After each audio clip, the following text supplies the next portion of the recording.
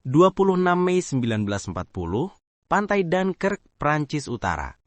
Angin laut bertiup dingin, membawa bau asap dan bahan bakar yang sudah terbakar.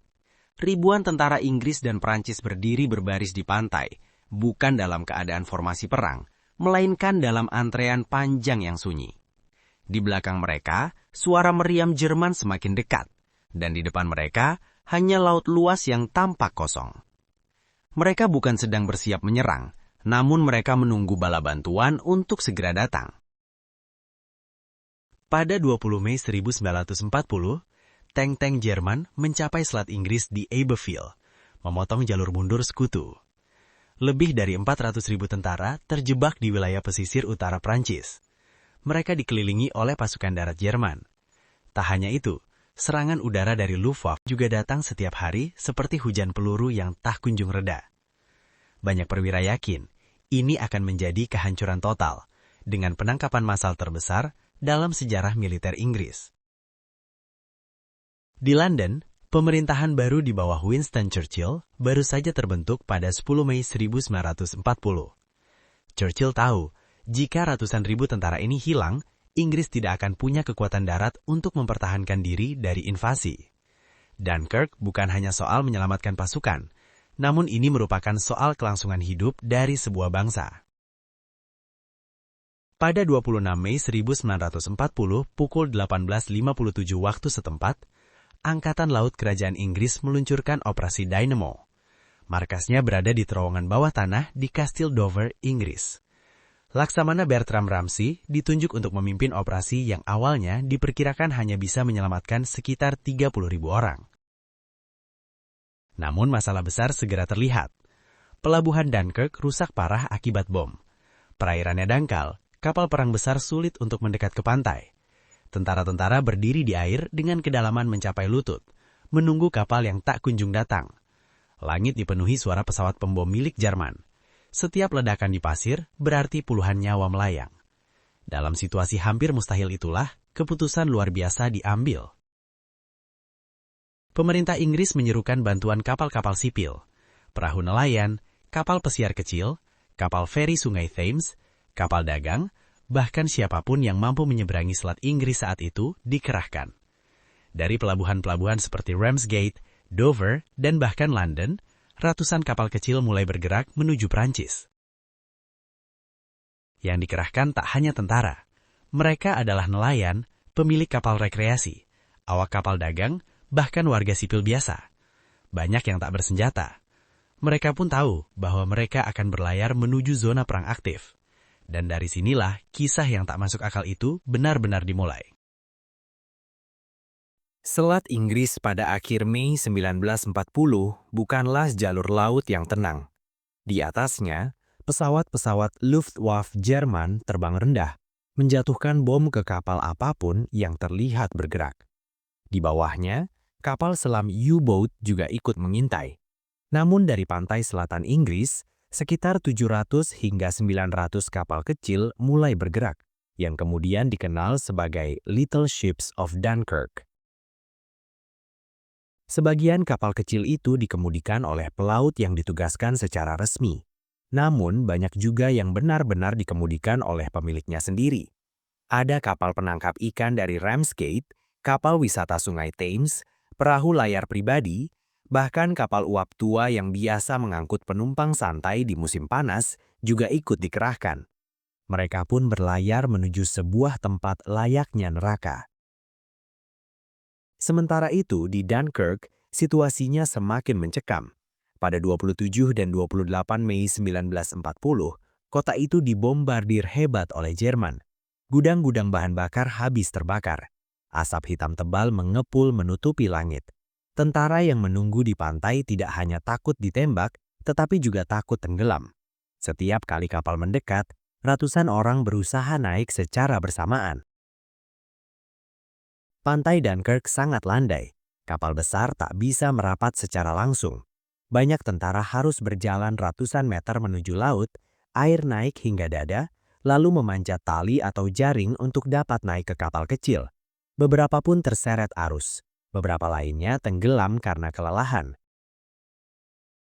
Pada 28 Mei, Raja Belgia Leopold III akhirnya menyerah kepada Jerman. Hal ini semakin memperburuk situasi. Pasukan sekutu di sisi timur juga semakin terdesak.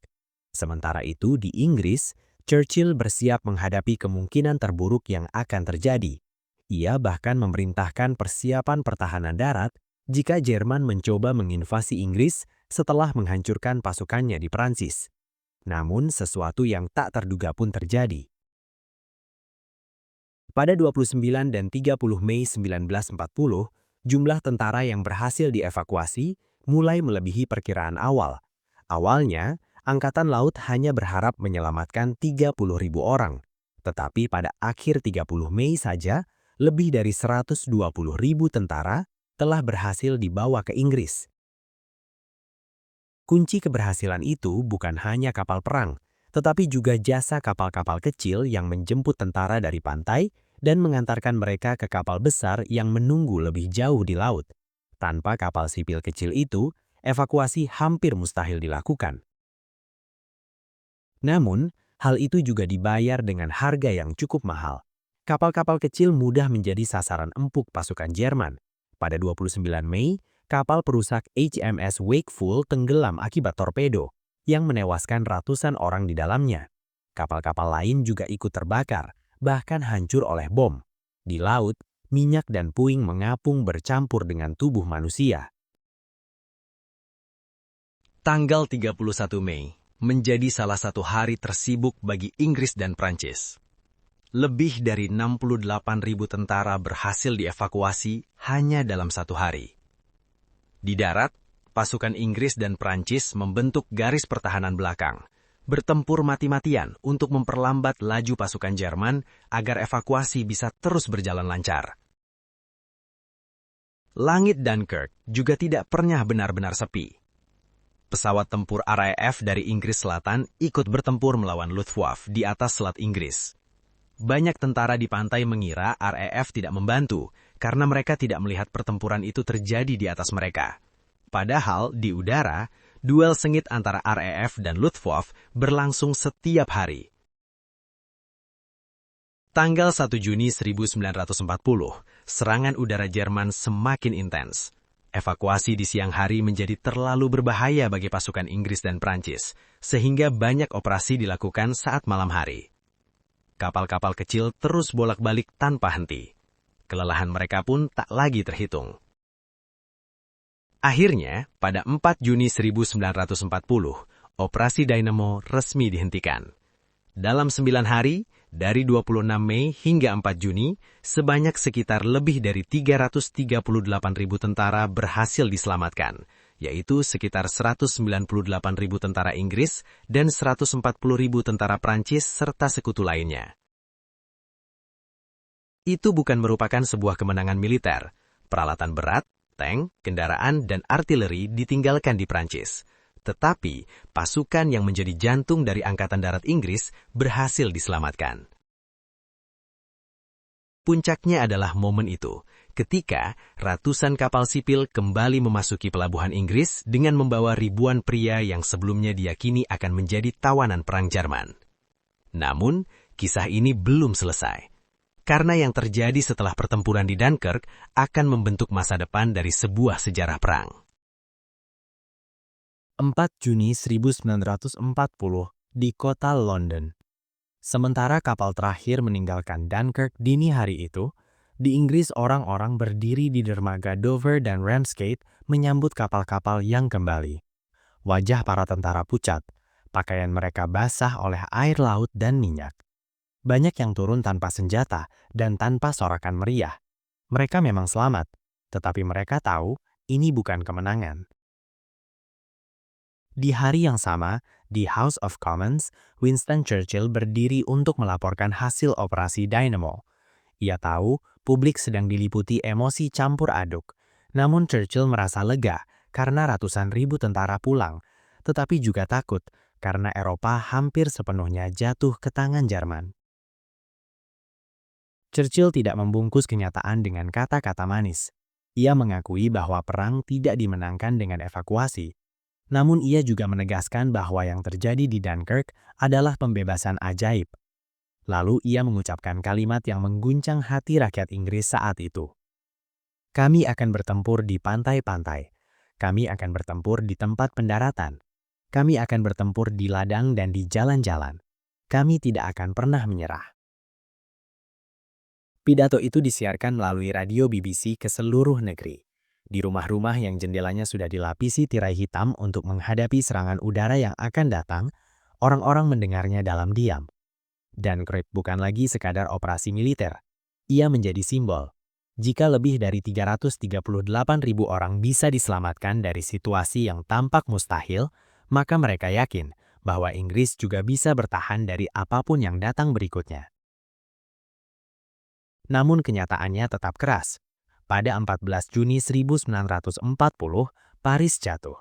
Pada 22 Juni 1940, Prancis pun menyerah. Inggris berdiri sendirian menghadapi Jerman. Banyak tank, truk, dan artileri tertinggal di Prancis. Secara militer, Inggris lemah. Tetapi secara moral, sesuatu telah berubah. Semangat Dunkirk Spirit lahir, yaitu keyakinan bahwa ketika negara berada di ujung kehancuran, rakyat biasa bisa bangkit dan melakukan hal luar biasa.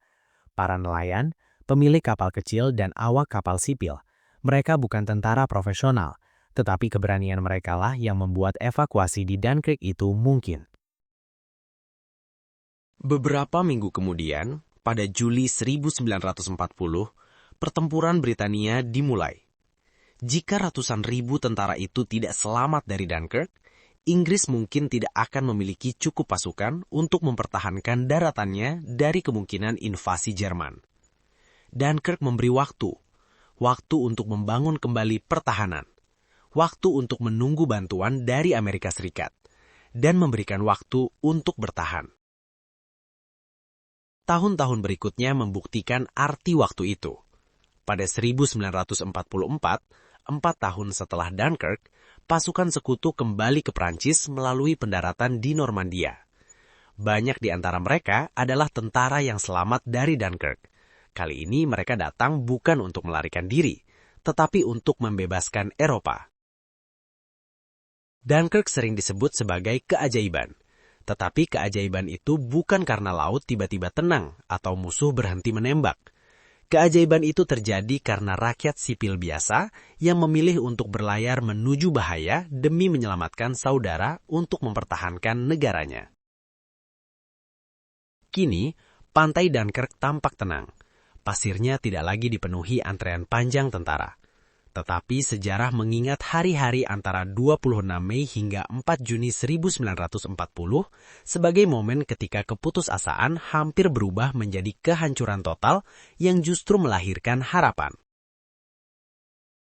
Jika kamu hidup di Inggris saat itu, melihat kapal kecil berlayar menuju perang, apakah kamu akan ikut serta atau hanya berdiri di dermaga berdoa mereka kembali dengan selamat? Terkadang dalam sejarah, pahlawan bukan mereka yang menembak paling banyak. Pahlawan adalah mereka yang mengemudikan perahu kecil menuju api karena mereka percaya setiap nyawa layak diselamatkan.